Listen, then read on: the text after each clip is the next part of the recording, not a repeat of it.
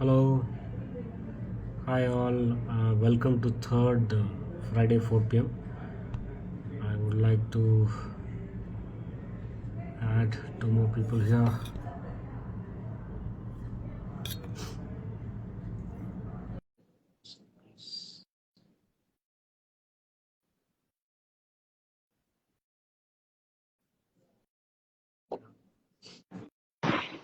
Ah, there she is.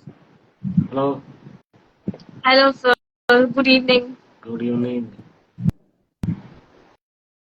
Has the time 9 started a.m. from us?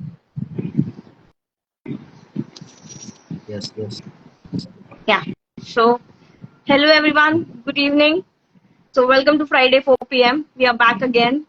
Last Friday, we couldn't finish the conversation on, why attend the conferences when they are so expensive. So, we are going to continue because when you see a conference, it is like, it's a very difficult decision to make, like which conference to attend, which we can, skip.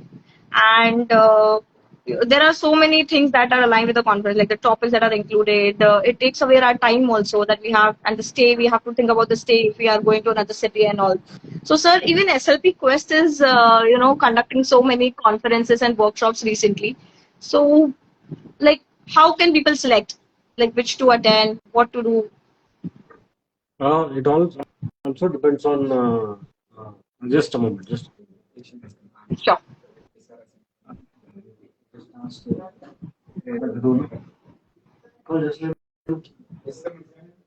Yeah, sorry. Yeah. So it's OPD time, but it's okay. We can still manage. So you were asking about the aspects that what we conduct and which one to choose. Uh, I think it depends on what is your caseload and what is the kind of aspects that you're looking at in your career. So let's say you're straightforward, like if you're not a speech pathologist, you don't want to attend any speech pathology courses, right? So if you're an audiologist, you would like to, look at building capacity for what your caseload is going to be, and if you want to change the uh, your career path, of course you have a bachelor's degree which is dual, and you want to see if you can explore them. You can always have a course that can probably help you. Not everybody will be able to right away start off, and there are people who are already with good aptitude who are willing to take that up as a challenge, although it is not so related. Audiology and swallowing is not related at all, right? So, and also it depends on whether you are working in pediatric setup or adult setup. When somebody is working in a multi-specialty setup, they have the highest requirement of certification. Although without certification, also it's possible that they still go on. But if you have a single,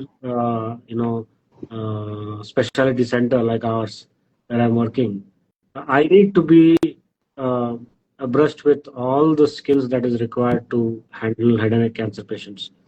May it be lymphedema treatment, may it be manual therapy, not so much on electrical stimulation, but endoscopy, video fluoroscopy.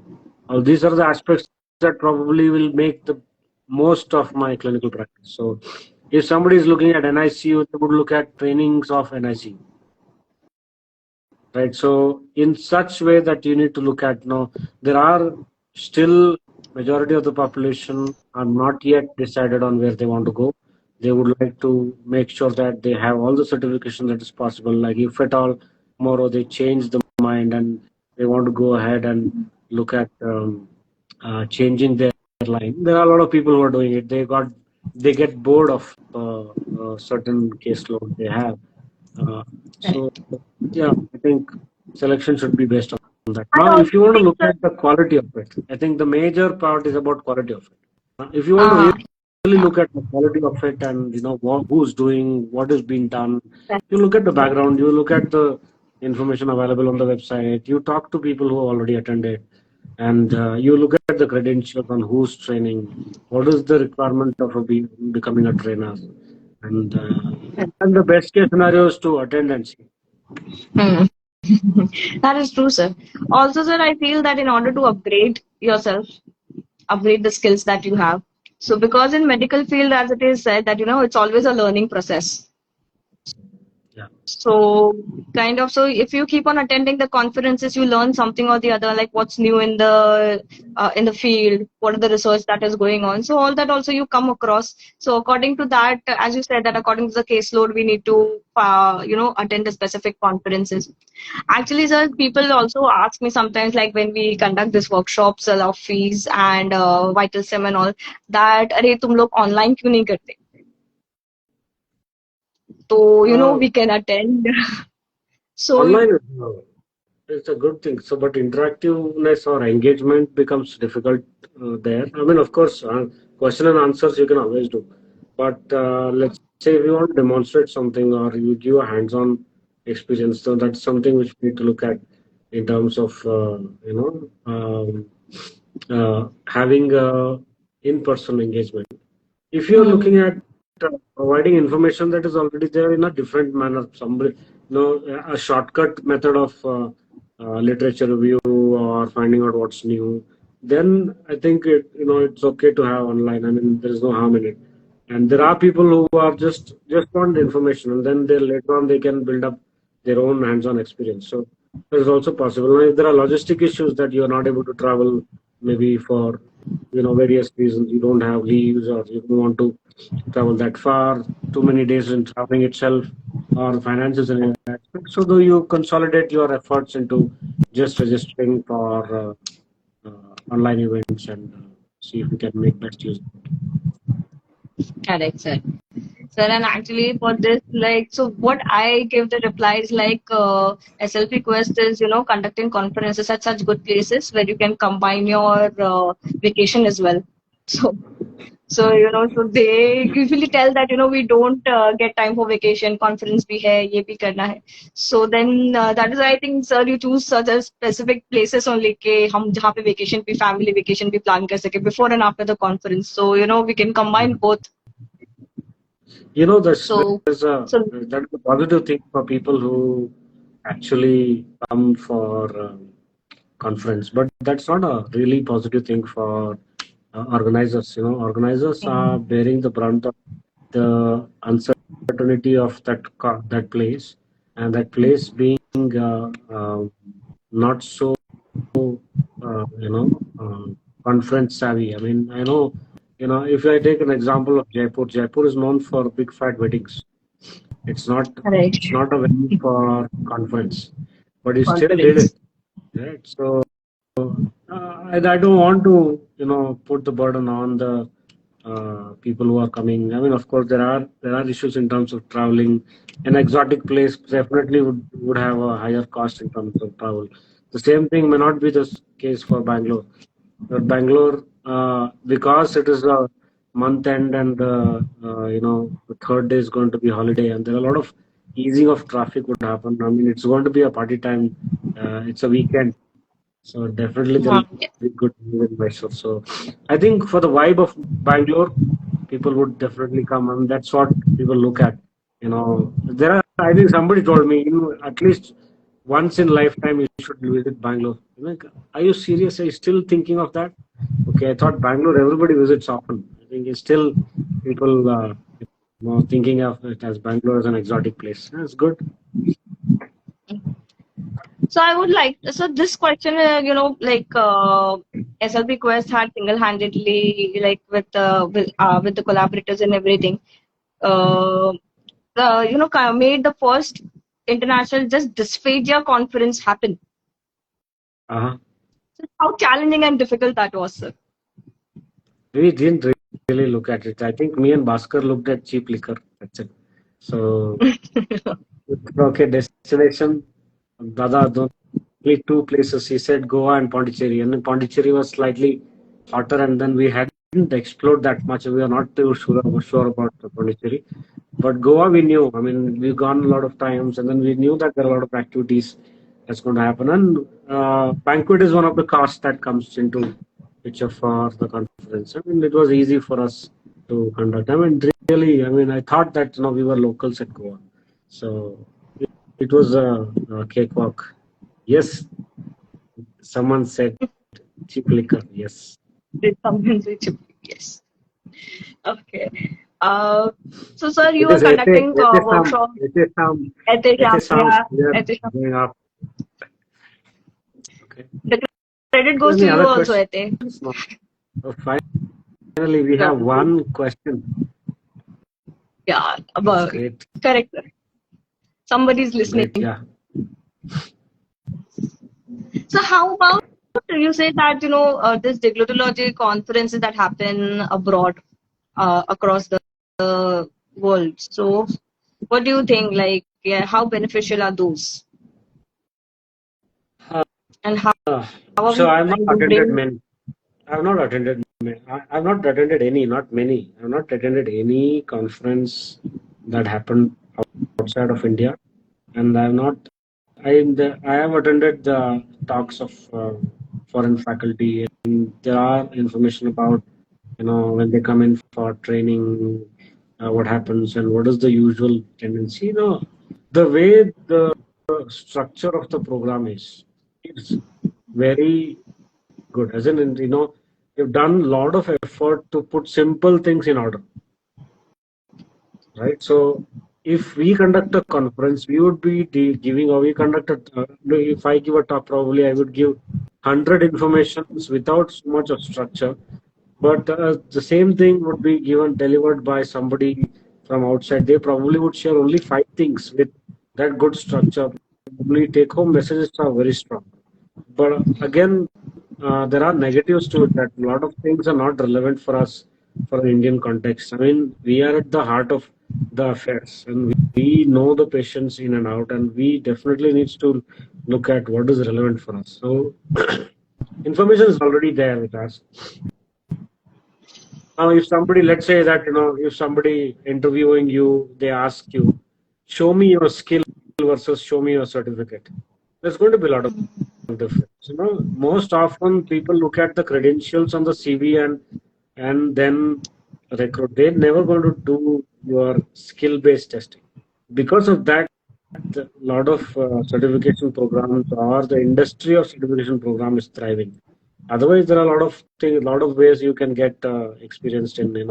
There are people who are doing it without certification. There are people who are probably just attended in conferences and conducting. I mean, even in our fees courses, we've conducted 14 courses so far.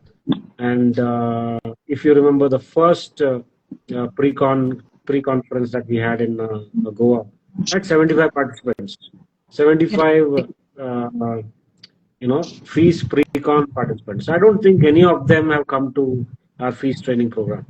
So it is a general mindset that, okay, I've got an experience and nobody is even asking for certificates. People are going to ask whether you can handle that 25 lakhs instrument or not. So on a merit basis, in terms of whether I can take part in that endoscopic evaluation, and whether I have given enough confidence to my consultant from ENT department, I'm going to get the opportunity. Anyways, even with certification, I don't think my KRA in the hospital is going to change from under supervision to independent. I don't think that's going to happen at all, because I remember doing the KRA for myself. It's like I was writing my own, fate in the hospital.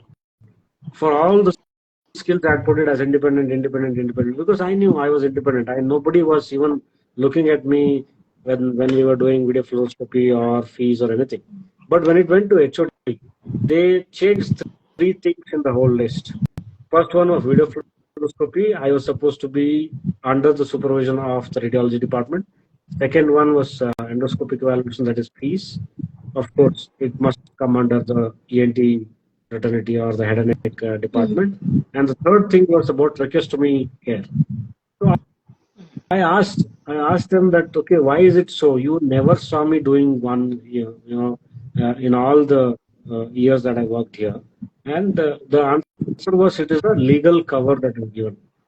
So if you look at any of the agencies that decides on who has to do what, like for example, NMC, National Medical Council.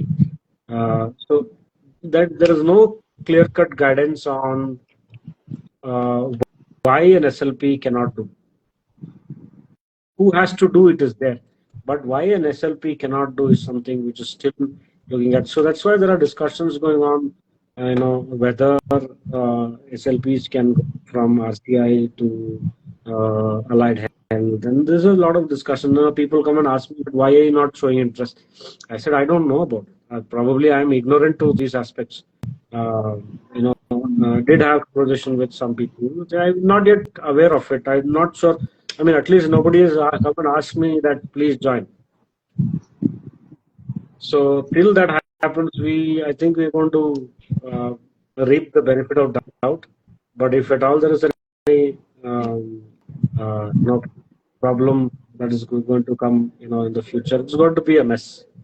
So when there is a mess, it's always better to have company. That's why a lot of people, continue to do. So we have to make the best use of loopholes around, and also be mindful of the fact that we cannot be overconfident and cause harm to patients' health.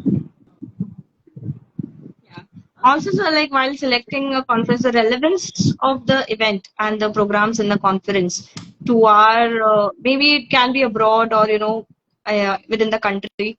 So that is what I guess important in order to select a particular conference that which you should attend. How relevant is the conference or the learning is for your practice when you go back to your home? We have one question, sir.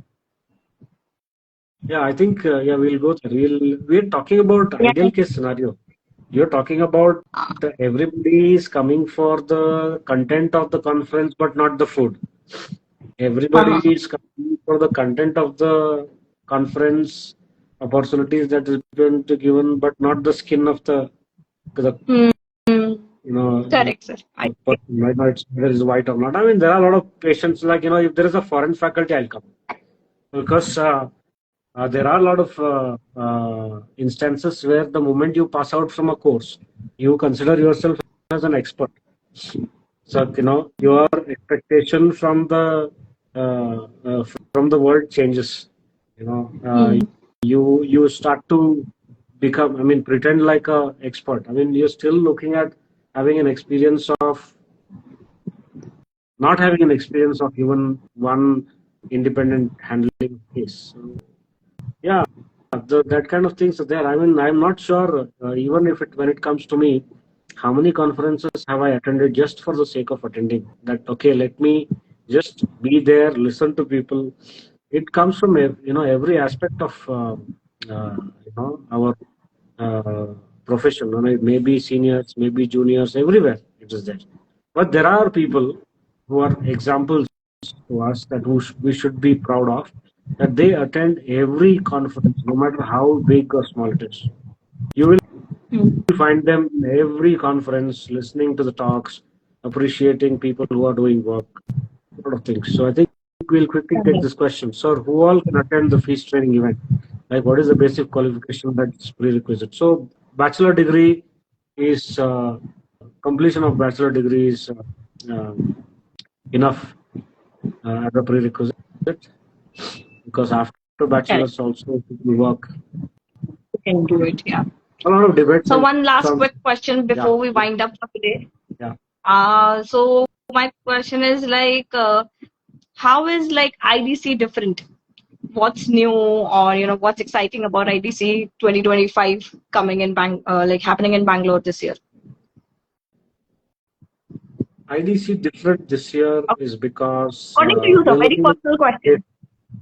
Very personal question, according to you. No, I'm fine. There is no hesitation in answering any questions related to IDC. IDC, see, the very basic premise of IDC is that we are looking at aspects that are outcome based. It's not about whether I meet my expenditure by my income. It's only on outcome basis. Okay. What am I aiming to have an outcome for the participants? I'm not looking at making money or finding sponsors, or okay, it's a yearly event or nothing. So this time we're going to take more risks on having grand rounds in terms of having case discussions in the conference. There will be 22 case discussions that will be done. And the first day is going to be orientation of all the aspects in terms of these domains. It could be NICU, pediatrics, geriatrics, trauma, psychogenic, it could be systemic, it could be neuro, onco. All of them will be divided. We're trying to subdivide the whole of pathophysiology of deglutology into many subsections, and then we will be looking at addressing them by case discussion. So 22 slots. Okay. We can have around 11 domains, 2 cases each. We should be looking at covering everything. So we want to keep the multi-specialty aspect alive. Don't want to look at just one domain, probably onco only or neuro only kind of thing.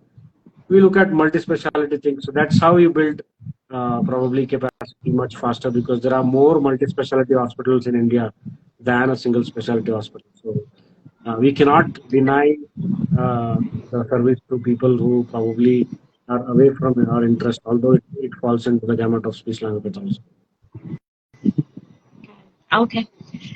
It was So that's very insightful, sir. It was nice talking to you. Yeah, I think this topic can like go on and on for next 1 or 2 sessions more, but we won't stretch it so long. So we'll come back again with a new topic next week. We'll update you on Monday about the topic. If you have any questions regarding that, please DM us beforehand so we can discuss it during the live. So see you all next time at Friday 4 p.m. Bye-bye. Have a good day. Bye. Good day. Bye-bye.